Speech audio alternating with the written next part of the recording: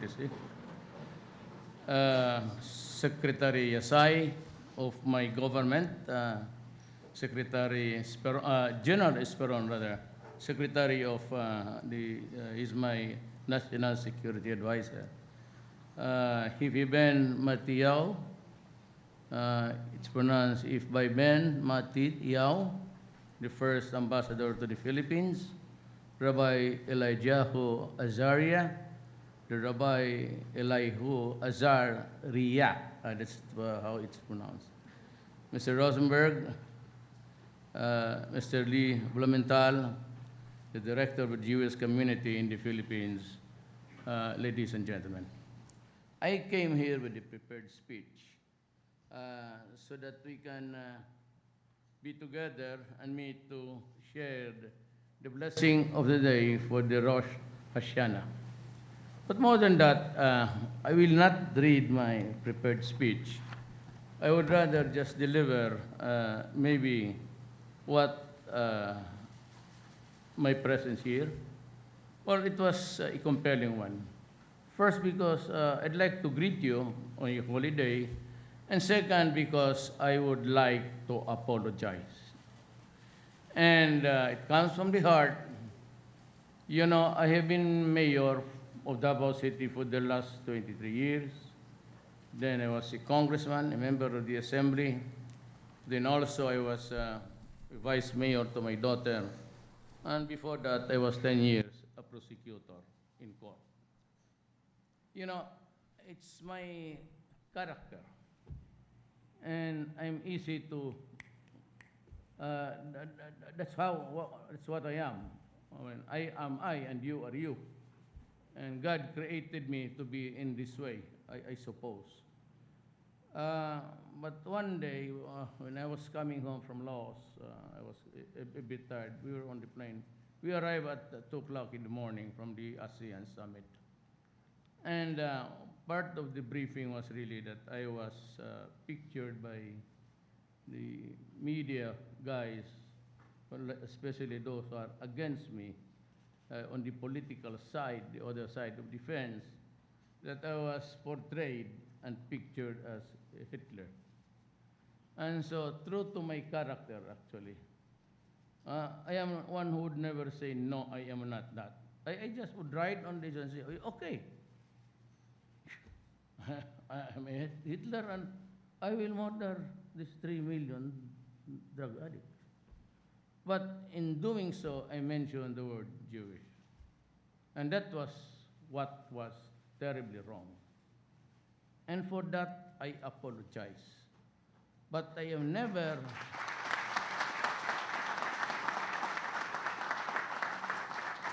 And as you can see, I am not one of the racist members of this republic. Be it the Moro tribe, the Muslim, or any other religion, you have never heard me talk about race and religion. But it was only because that they pictured me to be killing so many persons, and because of the drug problem. And I would say that it is true. But not all were killed with their backs tied behind their backs. That was an exaggeration. When I was mayor, I realized of the drug severity in Davao City. And so I had to control the flow of drugs and control crime. Because whenever there are so many drugs, there are so many crimes. Because a user is always a pusher. And he pushes to another person to have, to contaminate another one, to spend for his behavior. And this victim will now look for another victim, and so on and so forth. And that is why a conflagration of epidemic. And it was appalling. And I was very certain of what I was doing. In Davao, this is what I'd say that if you're a criminal, and your intelligence people would tell you this, if you're a criminal, if you're a drug lord, if you're for a kidnap or ransom, gun for hire, go out of the city because I will kill you. Because I have to build the city, a habitable city, one that people will enjoy to live. And there are many Israelites there in Davao, and they can tell you that it's not only up to those threatening words. Because there is no law in my land which says that I cannot threaten criminals. And that's unaccepted in other countries. When you threaten criminals, enemies with death, because they pose a harm or danger against you, it's perfectly all right. But you know, the issue, which is all garbage in the Davao City politics, but it was not even mentioned. I'm sure you are residents of Manila.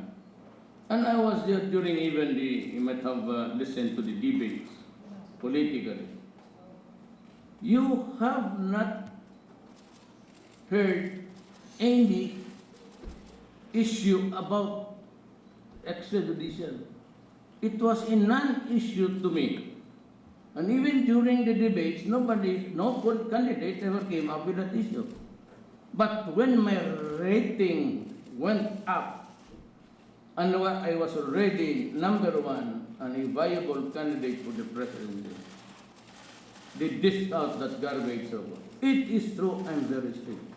It is true that I would be a danger to criminals. I never denied it.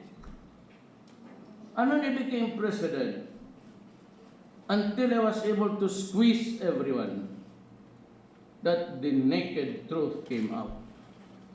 That there were about 700, hundreds of thousands of addicts.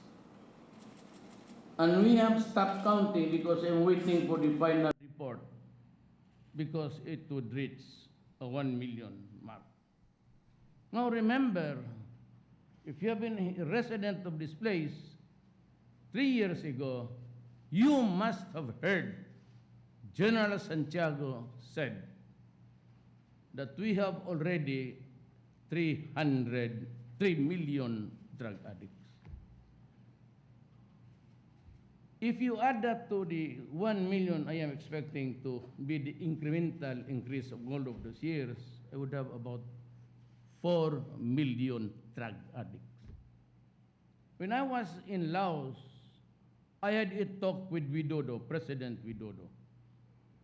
And we had this time to talk about drugs in our respective countries. And I asked him, how many drug addicts do you have in Indonesia? And he answered, 4 million. Now, I have this confirmed 3 million during the time of General Santiago 3 years before.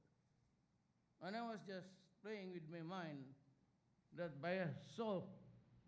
I said there's no dissimilarity, because I am sure by the end of this year, I would have about 4 million.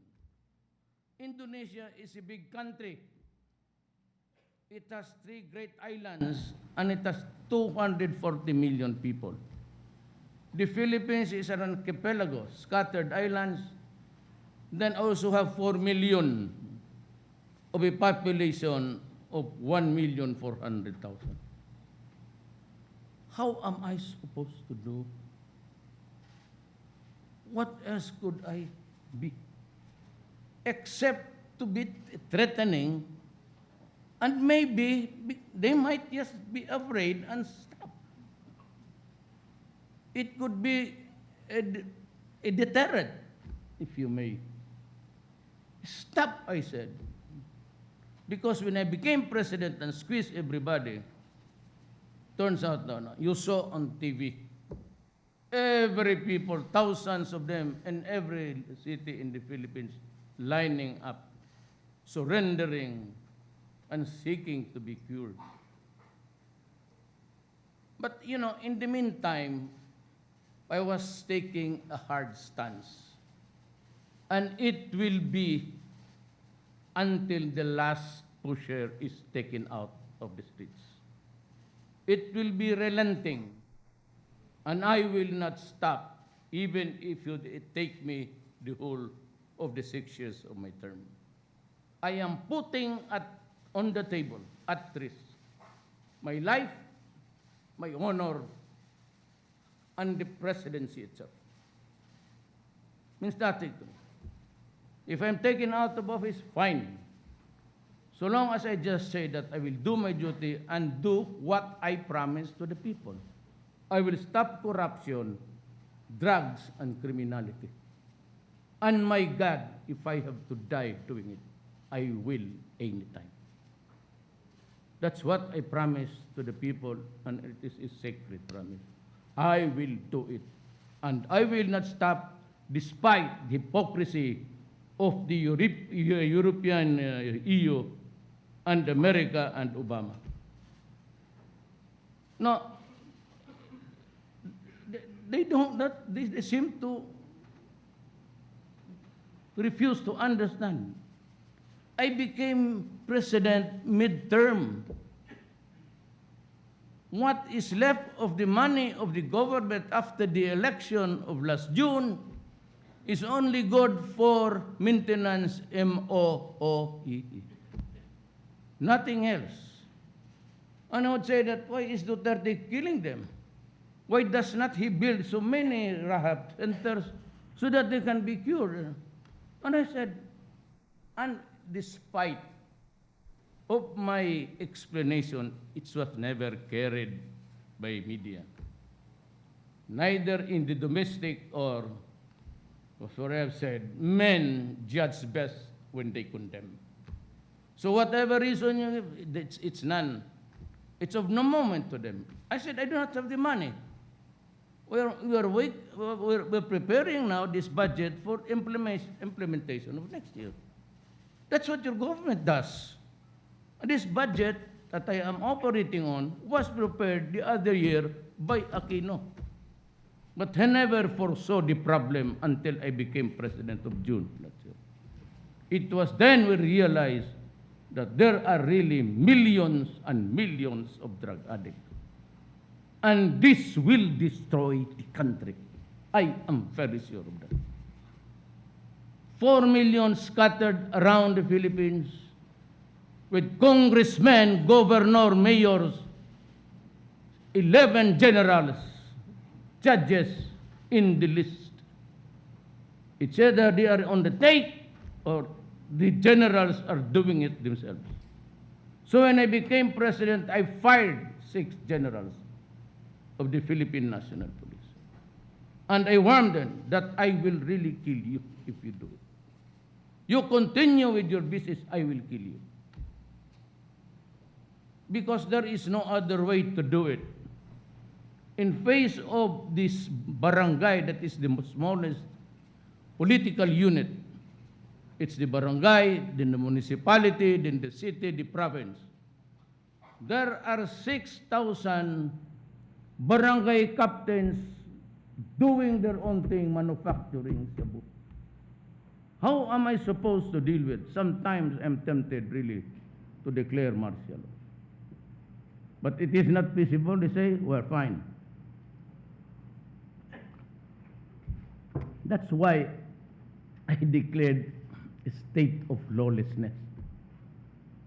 Because narco politics has entered my country, just like the failed states of South America, where the portals of the national government was already tainted with narco politics when they elected Senator De Lima. The Secretary of Justice was responsible under his watch. One of the bureaus was the National Penitentiary. And it was there where drugs were manufactured, drugs were sold. And so the story of narco politics is complete in my country. And you guys in the intelligence community know it. As a matter of fact, I told my Secretary of Defense, and of course, General Esperon, that we will, this is not to flatter you because I have sinned against you. No.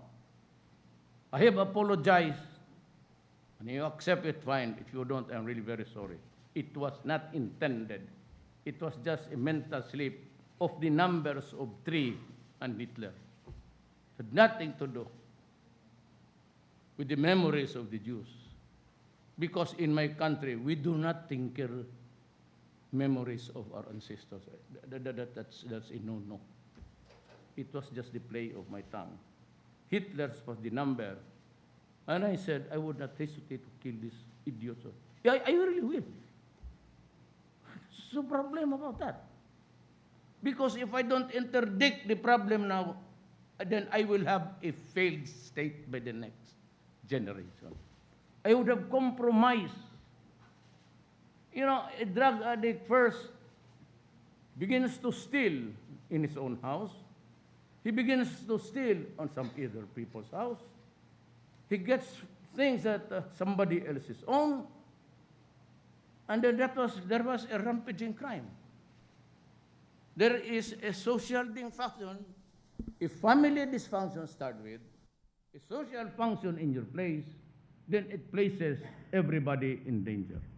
How many times, you are residents here, how many times have you read of newspapers detailing how an 11-month-old baby was raped, how a mother was killed because the son was asking for money?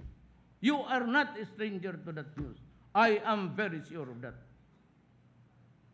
That is the reason why my mouth opens like this. And then here comes the human rights attacking me and Obama and the State Department. You know, these guys who are mighty and very strong, industrialized, they don't just do matter, they insult small nations. We are a member of the United Nations. So if you're a president of a country who's a member of the United Nations and you grab against me, open the talk and subject matter into the United Nations. Then maybe the United Nations or whatever the Security Council will decide to investigate, then they would order one of the organs under the United Nations is the Human Rights Commission. Then they should send a rapporteur to investigate me, give the results to Ban Ki-moon, and Ban Ki-moon will now call my attention. For what is the United Nations? What is its use? If you just insult people without any investigation.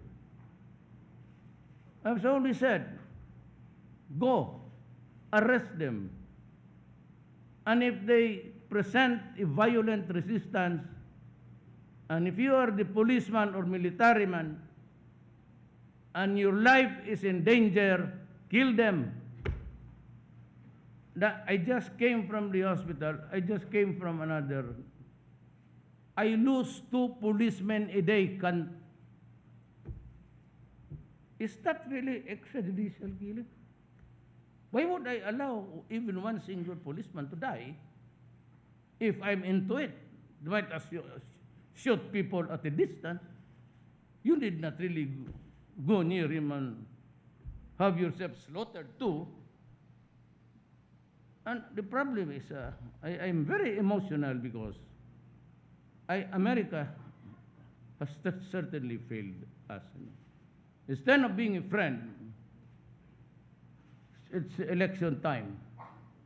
And they just, go ahead and talk, reprimand another president in front of the international. Is that good? You have a president, Netanyahu. He does not want himself even corrected in public. He will answer you. You know, I'm sure you're familiar with how Netanyahu responds to vicious attacks against his policy. You hear him out. He does not care. America? He does not listen to America. Oh, just shut up. We have our own problem. We will solve it our way. But did they ever chastise Can they ever chastise Netanyahu? No, because he will not allow it. And be other presidents maybe, but me, I will not. Then what is your defense now? If media misquotes you, if media does not publish all what you say, or media slants it a little bit, and you have no defense, here am I trying to explain. My explanation never reaches the front pages. It is not even given a slight.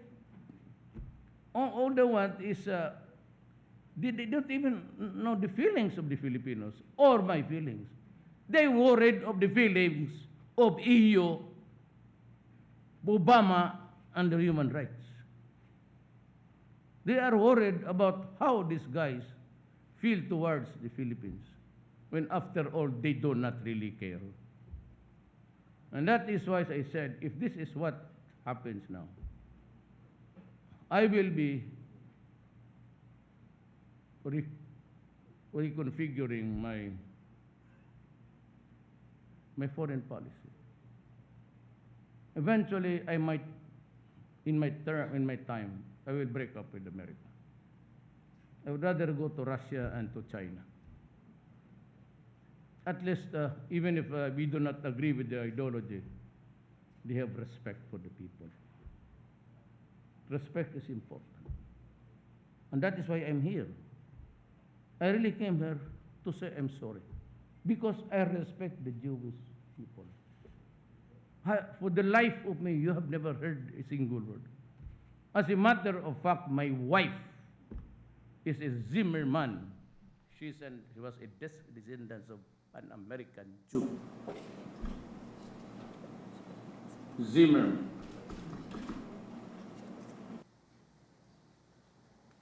So why would I defile the memory of the Jews? What would I get if I insult the Jewish people? When we have been friends, and even in the matters I said of arms, I said, do not buy from anyone except from Israel. Why? Because we have excellent relations, and if they will sell us this gadget, they will not include a bug there that for them to listen also to what's being sold to us. If I get it from America and you are talking here secret, blah, blah, blah, and they're listening, because before you buy it, you put another screw there. This screw is for us. Then you can ask the arms dealer here. Please, ask your people who are here to sell us arms. Ask them. Ask them what I tell them and what they tell me. It was a slip. It just because of the number of 3 million. And that I was portrayed as a Hitler. That did it. It was never my intention to include. Would it help? I mean, if I do that, if I add another phrase, would it help? I am sorry, that's why I did not read the speech. The School of Luhu. It does not anything, because it will not show my emotions. The problem with speeches that are prepared, it does not show the person. It cannot transmit the emotions which I would like you to feel. So, all of my equipments we will be buying. I've always told the National Security Journalist Peron. He's here. Where are you, sir? I said, buy it from the Israel companies, because we are safe. Why? Because we are friends. And we can never quarrel because we do not own lands there. So we cannot be occupying or extending our property there for you to get angry. We're so worlds apart. So what is really the basic common among us? What is the common denominator that makes us decent? God. God.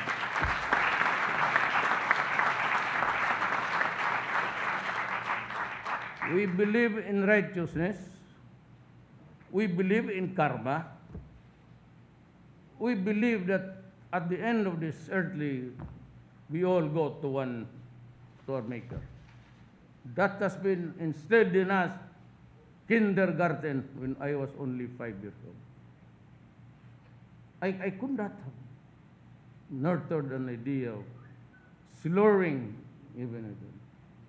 As a matter of fact, all of my favorite shows was the one in Tebi, and Eichmann was well,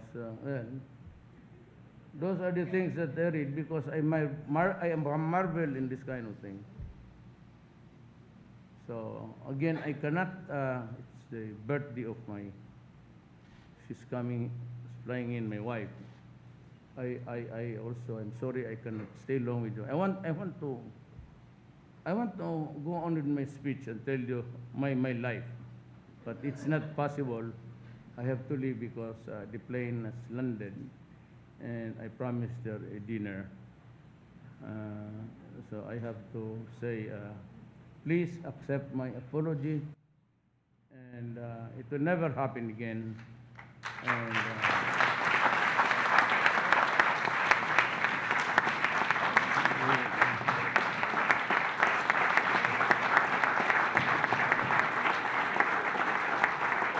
we will always be friends. And I said, even if we do not share the same structure of government, we have the common denominator, and that's our God. We only believe in one God. I'm additional I don't want to talk about other religions, but I only believe in one God. I do not tinker with so many. There is only one God, and that God is yours too. Thank you very much.